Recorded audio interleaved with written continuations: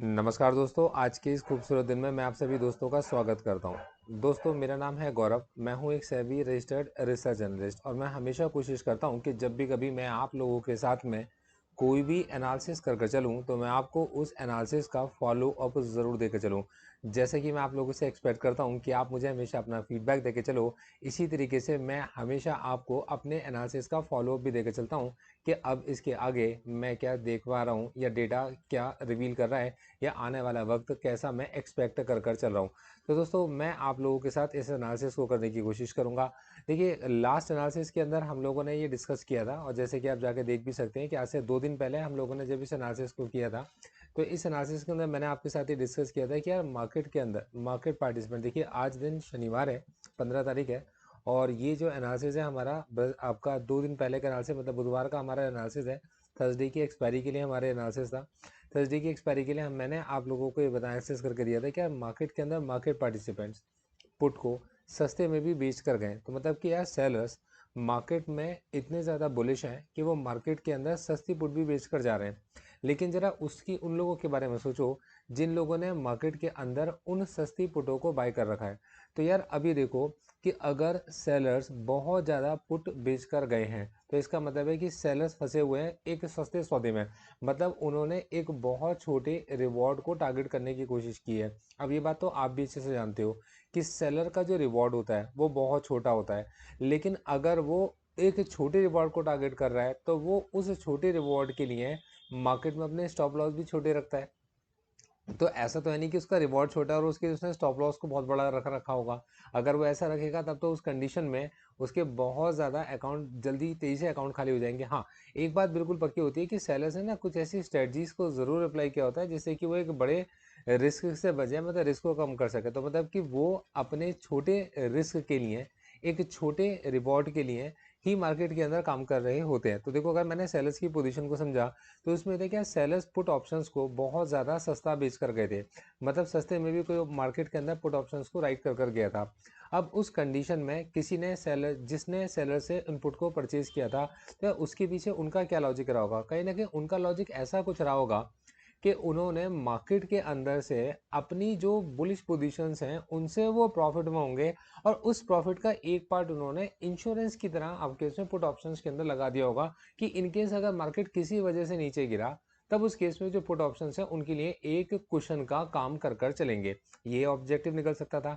अब देखो दोस्तों, लेकिन अब इसके अंदर प्रोफेशनल ट्रेडर्स इसे कैसे सोचते हैं इसको भी थोड़ा समझना चाहिए। या मार्केट के अंदर सेलर से पैसा छीनकर या बायर से पैसा छीनकर ही मार्केट में अमीर बन सकता है। तो ऑब्वियसली बात है, कहने की बात यही है कि यार घोड़ा अगर घास से याराना करेगा तो खाएगा क्या। तो बस वही चीज़ यहाँ पर है कि मार्केट में ऐसी जगह पर जिस जगह पर सेलर्स ने सस्ता भी बेचने को कर गए हैं उस जगह पर उनके स्टॉप लॉस छोटे हैं। तो अगर उनके स्टॉप लॉस को हंट करना है तो मार्केट में बायर्स नई पोजीशंस को बाय करना बंद कर देंगे। अब आप सोचो ना कि मार्केट के अंदर अगर सिक्योरिटीज को खरीदना ही कम कर दिया जाए या मार्केट के अंदर बायर्स बाय ही करना कम कर दें, तब उस कंडीशंस में क्या होगा?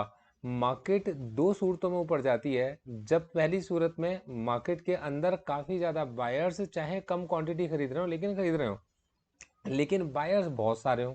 या दूसरी सूरत में कुछ ही बायर्स हो लेकिन एक बड़े वॉल्यूम के अंदर ट्रेड कर रहे हो, मतलब बड़ी क्वांटिटी को परचेज कर रहे हो, तब मार्केट ऊपर जाती है। लेकिन अगर ऐसा हो जाए कि मार्केट के अंदर बायर्स जो वॉल्यूम में परचेज करते थे, मतलब जो इंस्टीट्यूशन से जो वॉल्यूम में काम करते थे, वो अपनी परचेजिंग को कुछ समय के लिए स्टॉप कर दें, तो अचानक से ही जो बाकी के बायर्स हैं उनका मनोबल टूट जाएगा। क्योंकि वो जो सेलर्स हैं जो हाई साइड पे प्रॉफिट बुक कर रहे हैं, मतलब हाई साइड पे सेल करने के लिए बैठे हुए हैं, उनके जो सेल के ऑर्डर है थोड़ा नीचे के रेट पर जाकर लगेंगे। अब देखो, मैं ये बात जानता हूँ कि ये सारी जो बातें आप लोगों को मैं समझा रहा हूँ ये समझ में केवल मेरे स्टूडेंट्स को ही आ रही होंगी, क्योंकि कहीं ना कहीं वो लोग मेरे साथ में जुड़कर, मतलब मेरी पूरी साइकोलॉजी को समझते हैं, मेरे पूरे मेथड को समझ के चलते हैं। या आप लोग जो काफ़ी समय से मेरे साथ में जुड़े हुए हो तो मेरी बातों को समझ पा रहे होगे। देखो, मैं ये नहीं कह रहा कि मैं किसी से बहुत ज़्यादा खास हूँ लेकिन या किसी से अलग हूँ, लेकिन मैं आपको इतना ज़रूर बताऊंगा कि जो चीज़ मैं आपके साथ शेयर करता हूँ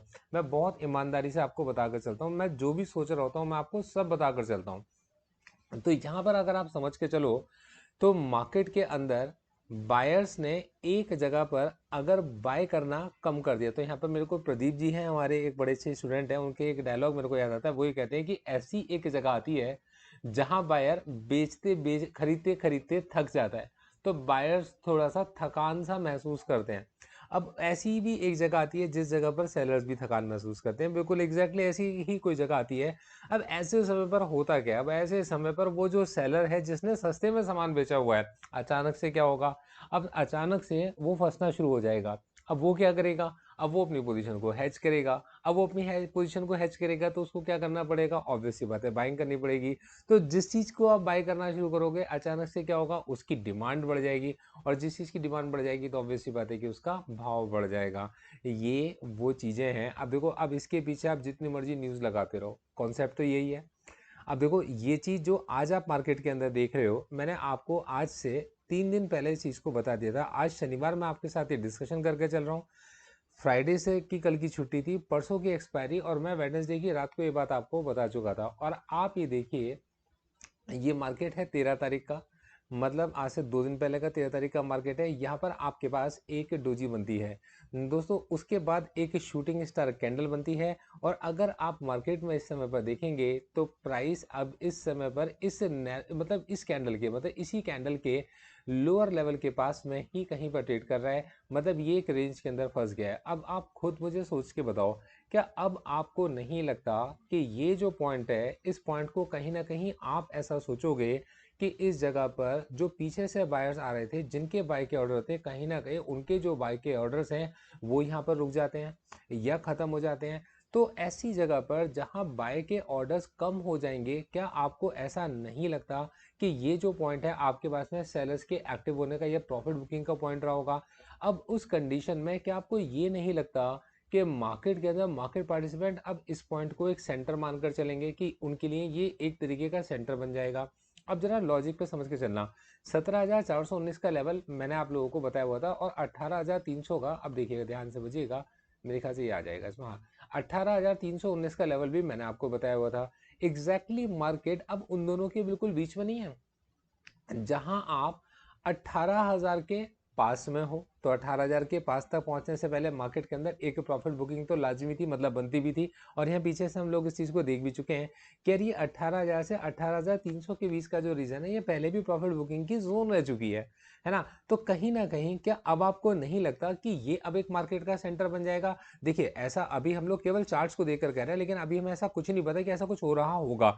लेकिन जब आप इसी चीज को आगे फर्दर देख के चलोगे एफ आई डी आई की ट्रेडिंग एक्टिविटीज के साथ, अब देखिए ये तो मैंने नहीं करा होगा और ना ही कोई मेरे इस एनालिसिस को देखकर गया होगा, लेकिन अगर आप इसको देखकर अगर आप चलते हो, तो 13 अप्रैल के अंदर क्या आपको नहीं लगता कि एफ की वो जो बाइंग है, जो उनकी नेट बाइंग है, अगर आप देखे चलेंगे तो उनकी वो जो नेट बाइंग है, वो कहीं ना कहीं जाकर अपनी जो पीछे की बाइंग थी उनसे कम हो गई है? मतलब क्या अब आपको इस डेटा को देखकर नहीं लगता कि इस जगह पर एफ की बाइंग थोड़ा सा कम हो गई है? मतलब 221.85 करोड़ की है। अब देखो, क्या मार्केट का ट्रेंड इससे चेंज हो गया? मैं कहूंगा नहीं। मार्केट के अंदर क्या सेलर्स की एक्टिविटीज इसके अंदर बढ़ गई? तो मैं कहूंगा वो भी नहीं। मार्केट है अब एक पॉइंट के पास में, जिस पॉइंट के अंतर्गत अब मार्केट के अंदर ऑप्शंस के राइटर्स एक्टिव होंगे। मतलब अभी तक केवल कॉल राइटर भाग रहे थे, पॉसिबिलिटीज है कि शायद ये कॉल राइटर्स अब वो प्रेजेंट हो जाएंगे, मतलब कॉल राइटर्स यहाँ से एक्टिव हो जाएंगे। नीचे से पुट राइटर्स के पास में ऑलरेडी पोजीशंस में फंसे पड़े हैं, तो वो अपनी पोजीशंस को मैनेज करने के लिए हो सकता है कि वो आगे कॉल को भी राइट करके चलेंगे। तो राइटर्स ना बहुत सोच समझ के मार्केट के अंदर काम कर रहे होते हैं, और देखिए ये सब मेरी संभावनाएं हैं और मैं इसमें गलत भी हो सकता हूँ। तो मार्केट अब एक अपना एक सेंटर चूज करेगा। अब ये जब भी कभी मार्केट सेंटर चूज करता है, तो यार व्यू जो होता है ना मार्केट पार्टिसिपेंट्स का, वो कुछ समय का नहीं होता। तो मतलब अब मैं अगर ये मान के चलूं कि मार्केट ने इस समय पर एक ऐसा पॉइंट पकड़ लिया है, जिस पॉइंट पर 17,419 नीचे की तरफ का और 18,319 ये कहीं ऊपर का एक लेवल मेरे को दिखता है, तो इसके लिए वक्त कितना लगेगा? तो यार देखो, एक सिंपल सी बात है, ये लेवल टेस्ट होने में जितना मर्जी वक्त लगता हो, तो मार्केट ने कहीं आपके पास में इस सेंटर के अलोंग अपनी एक मतलब एक पोजीशंस को क्रिएट करना शायद स्टार्ट कर दिया होगा। देखो, मैं फिर ये शायद वर्ड का इस्तेमाल कर रहा हूँ, क्योंकि मैं आपको किसी डिसीजन को लेने के लिए प्रेरित नहीं कर रहा। मैं आपको वो सारा डेटा बता के चल रहा हूँ जिनके बिहाफ पर आप अपना ही सूझबूझ से कोई ना कोई डिसीजन अपने इन्वेस्टमेंट एडवाइजर से सलाह मशवरा करने के बाद ले सकते हो।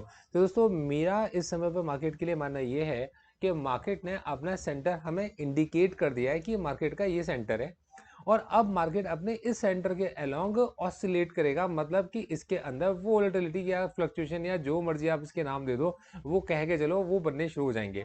ठीक है, ये मेरा इस समय का ये एनालिसिस है। दोस्तों अगर आप लोगों को मेरा ये प्रयास, मेरे एनालिसिस, मेरी सीख, मेरा ये समझ आपको पसंद आती हो तो आप इस चैनल पर अपने जो भी आपके कमेंट्स हैं वो ज़रूर बता के जाइएगा। मर्जी आपकी है, आप इसमें जो लिखना चाहो वो लिखो, लेकिन जो लिखना है सत्य लिखना। और thank you so much, all the best. जाने से पहले डिस्क्लेमर जरूर पढ़ के जाइएगा।